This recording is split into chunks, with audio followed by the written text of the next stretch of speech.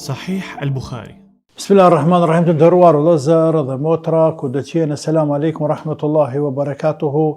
Po takohemi sërish në takimet tona të radhës rreth komentet të Sahih Bukhariut, Allah e pasmëshiruar, dhe me të jemi duke folur për kapitullin e imanit, besimit, respektivisht jemi në hadithin e 24, ku Imam Bukhariu të tëllon brenda ajetit koranor apo në ajetin koranor فإن تابوا وقاموا الصلاة وآتوا الزكاة فخلوا سبيلهم, dhe nëse ata pendohen dhe falin namaz e japin zeqat, lirin e ata të lirë. Surët e Toba, ajeti 5. E pastaj nga Abdullah ibn Umar radiallahu anhu, e cek hadithën se pejgamberi sallallahu alaihi wasallam ka thonë: umirtu an uqatil an-nase hatta yashhadu an la ilaha illa Allah wa anna Muhammadan rasulullah. Jam urdhëruar të luftoj njerëzit derisa të dëshmojnë, të deklarojnë se Allahu është një dhe se Muhamedi është i dërguari i tina. Wa yuqimu s-salata wa yu'tu z-zakata, dhe ta falin namazin dhe ta japin zakatin. Fa idha fa'alu dhalika asamu minni dima'ahum wa amwalahum illa bihaqqi l-islam wa hisabuhum ala Allah.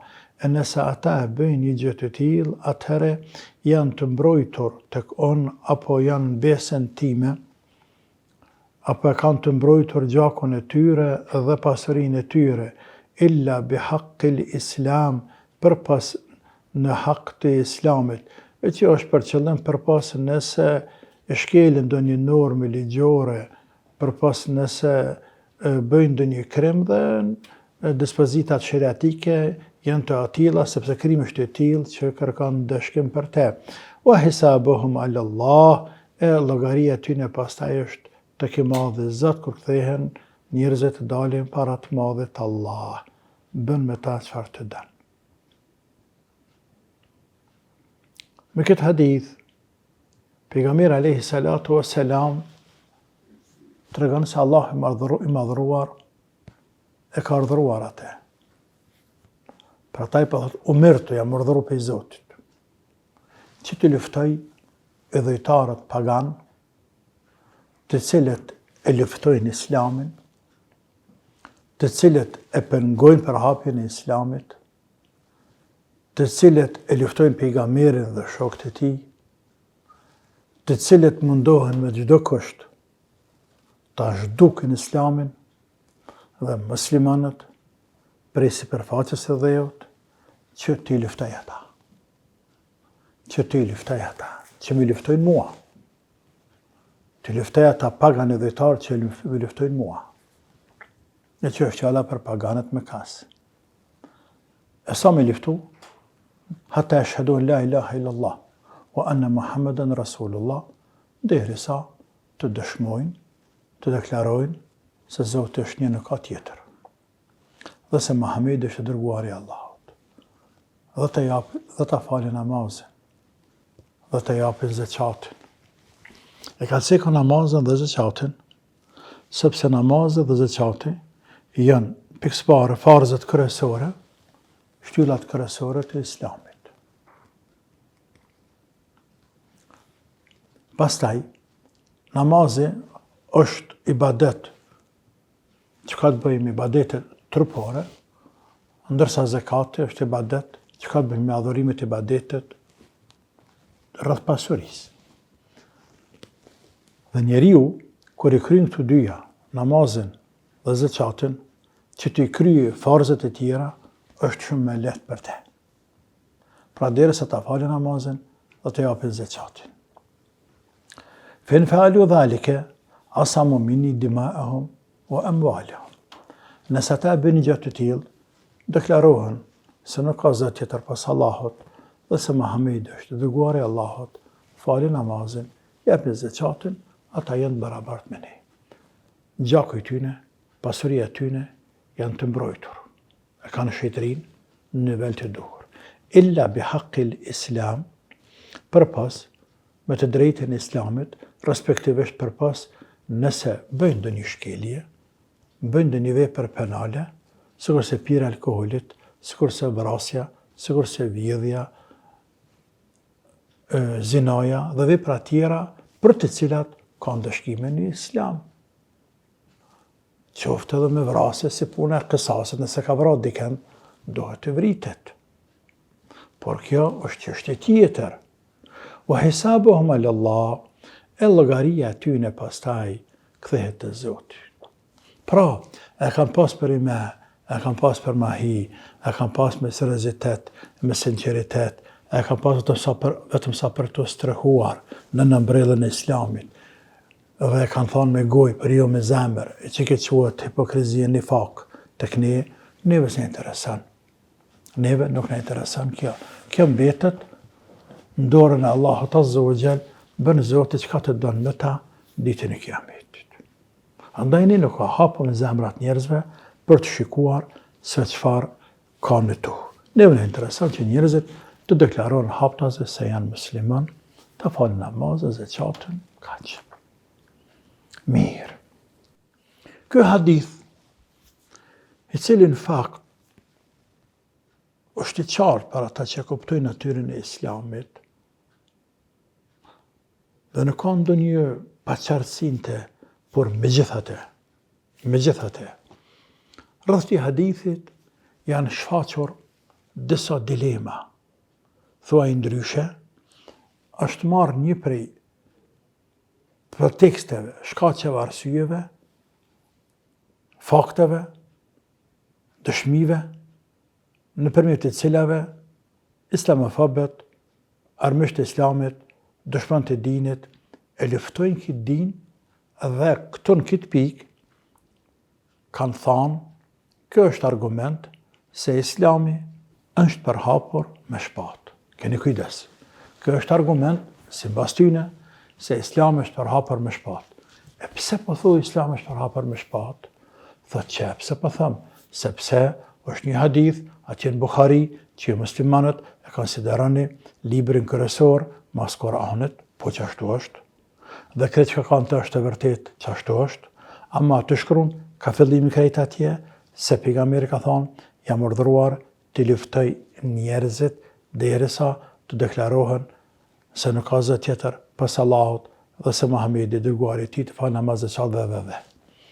E të luftoj njerëzit, do me thonë përdori shpatën, do me thonë përdori dhunë, do me thonë përhapet islami me dhunë.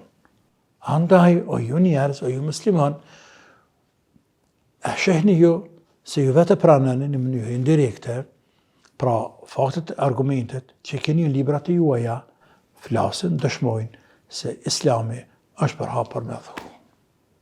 Tamam? Por, kjo nuk është e vërtet pashat madhe në Allah.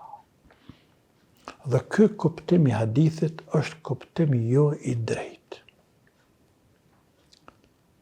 Ky kuptim i hadithit është kuptim jo i drejt. Mua njëherë, mi pyeti një xhamat në xhami, a bën thamë të pyet për një hadith. Urna. Ai tha shqip hadithin. Ne thadimi se në islam nuk ka dhunë, dhe se muslimanët dhe se njerëzit nuk ishtinë në mezar në fe. Qashtu është. Por në anën tjetër është një hadith atje që jam urdhëruar, që pejgamberi ka thënë jam urdhëruar që të luftoj njerëzit derisa të thonë la ilaha illallah. Andaj që është me bë bashkë.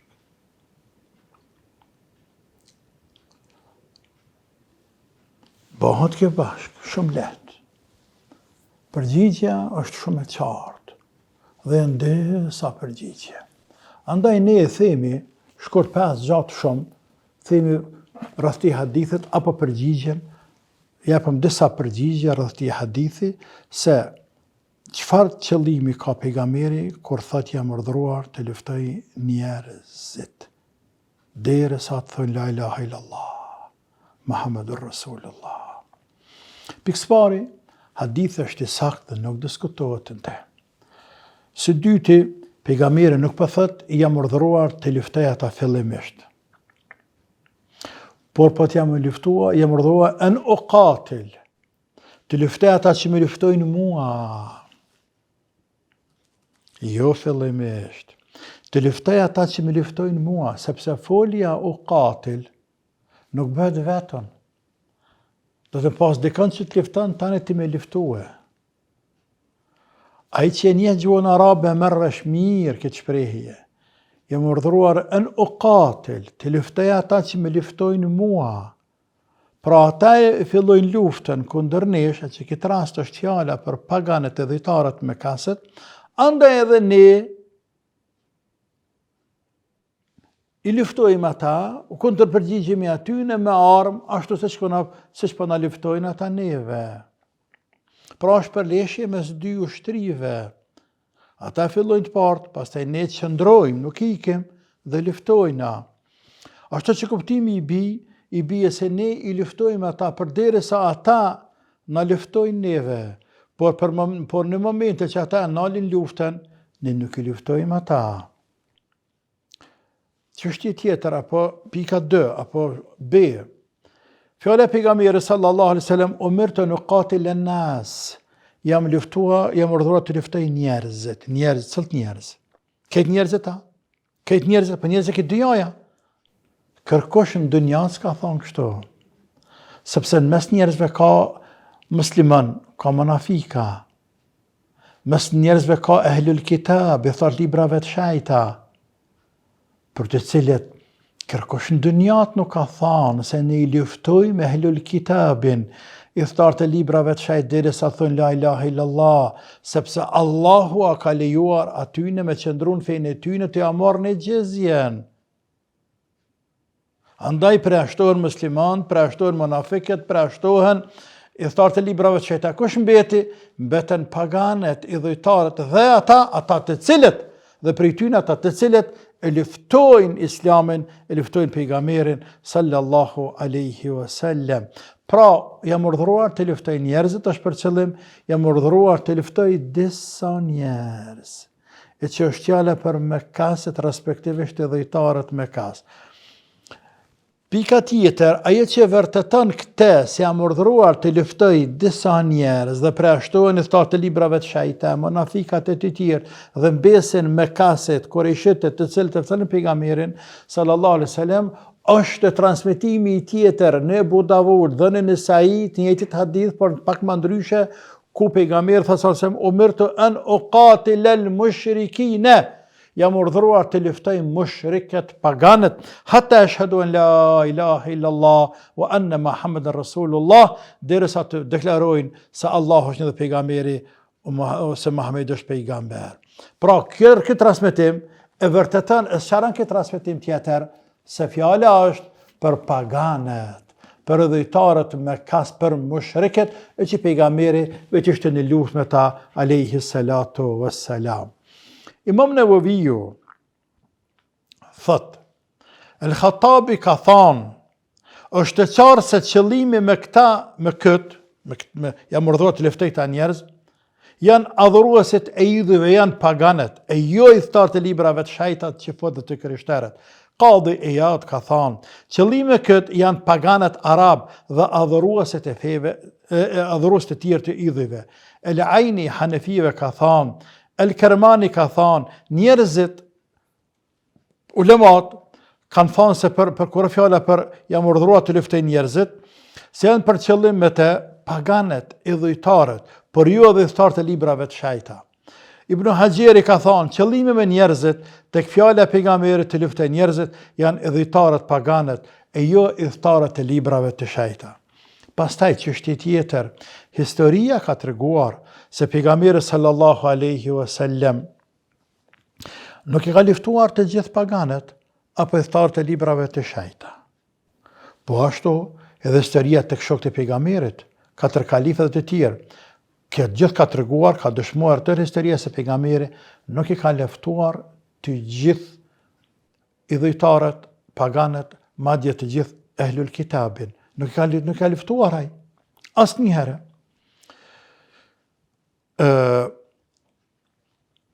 Dhe gjatë periudhës islame, gjithmonë ka pasur jo musliman, të gjitha feve, brenda mbrellës islame, kur kush luftu si ka. Kur kush nuk ka luftu. E si bëhet, të urdhërohen me luftu e mos i luftojnë. Pra, nuk është qëllimi luftue njerëzit, këtë njerëzit, por është me luftu vetëm paganët. Dhe ata, kur e shetët se të ka luftu pejgamberi sallallahu alaihi wasallam. Andaj, do të them edhe këtë se Islami kufrin Dhe shirkun ishe si smunde që duhet mjekuar nëpërmjet argumenteve dhe fakteve, dhe kështu është përhapur Islami, e jo me shpat.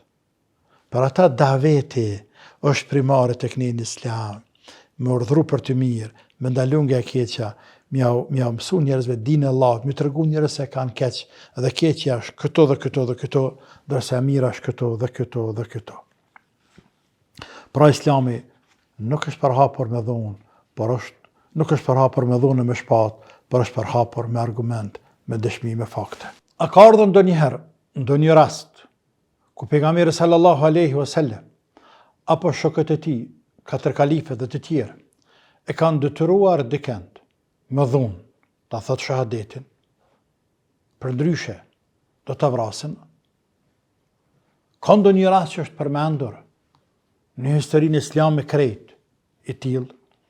Sigur të kishte ndodhur, do ta kishin përcjellur muslimanët, e nëse jo, atëherë jo muslimanët. Por kur kush, as musliman e as jo musliman, nuk arriti me gjetë ndonjë fakt, ndonjë rast, qoftë të vetëm, e pastaj me përcjell apo me shënuar se pejgamberi gjatë kohës së tij, jetës së tij alayhi salam, e ka detyruar dikënd të hyjë me dhunë në fe, apo kalifet e tina, kalifet pas tina, katër khulefat, Abu Bekri, Omer, Osmani, Aliu, e kanë detyruar dikënd gjatë pushtetit të tyre ndonjë jo musliman, i cilës do përkatësi fetarët këtë qenë që ta pranoj Islamin me dhunë. Asnjëherë, as të vetëm rast nuk mund ta gjesh askund. Për atë Ibn Qayyim, Allah e pas më shëruar, në librin e tij Zadul Ma'ad, flet fjalë të mëdha rreth kësaj çështje, rreth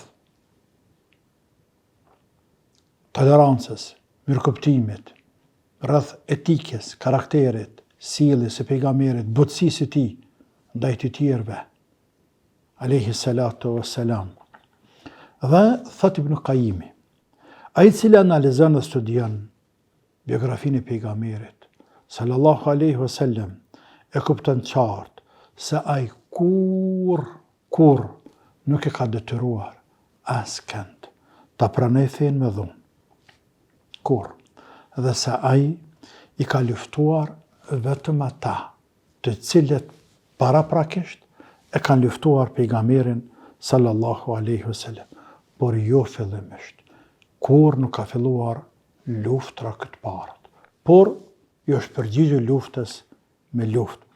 Ndërsa ata të cilët e kanë ruajtur paqen, e kanë ruajtur armëpushimin, kur nuk ka luftuar përderisa ka ekzistuar ajo paqë apo ajo marrëveshje apo ajo armëpushim.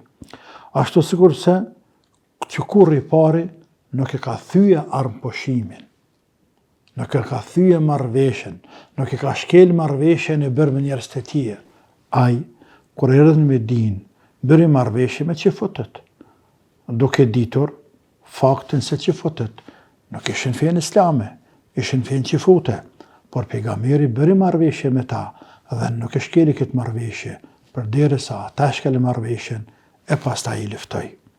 Ai, në vitin 6 Hijri, bëri marrëveshje armëpushim me Kureshitët, me dhejtarët paganët me Mekas, dhe atë për 10 vite, dhe kë nuk e shkeli marrëveshjen me ta, derisa ata shkelin marrëveshjen, e thyen marrëveshjen dhe përgatiten për ta luftuar pejgamberin sallallahu alaihi wasallam. Kështu që ata gjithmonë ishin të parët të cilët e filluan luftën e pejgamberi përgjigj. Si fjala vjen në Bedër, kush e filloi luftën e Bedër? Mekasit, si erdhën. Si fjala vjen në Uhud, Mekasit. Si fjala vjen në Hendek, Mekasit, erdhën prej Mekës për të luftuar muslimanët.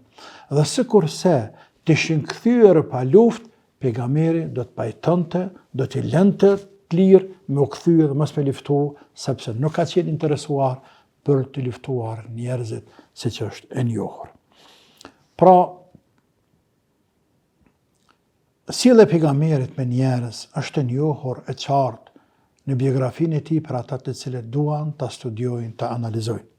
Sigurisht që po të donim të sillim fakte dhe argumente të tjera, të shumta, do të kishim mundësi për ta vërtetuar e treguar kuptimin e vërtetë të hadithit edhe nga praktika e pejgamberit sallallahu alaihi wasallam, se qëllimi i hadithit umirtu an uqatila an-nas hatta yashhadu an la ilaha illa Allah wa anna Muhammeden Rasulullah, jam urdhëruar që të luftoj njerëzit derisa të deklarohen se Zoti është një, nuk ka zot tjetër pas tina që meriton të adhurohet me të drejtë dhe se Muhamedi është dërguari i Tij, janë për qëllim me këtë hadith janë për qëllim idhujtarët, mekasit, paganët mekas, të cilët e luftuan pejgamberin sallallahu alaihi wasallam, e luftuan muslimanët, e luftuan Kur'anin, e penguan davetin, e penguan për hapjen e Islamit, madje shkuan edhe në shtëpitë e tyre në Medinë për të luftuar e për të zhdukur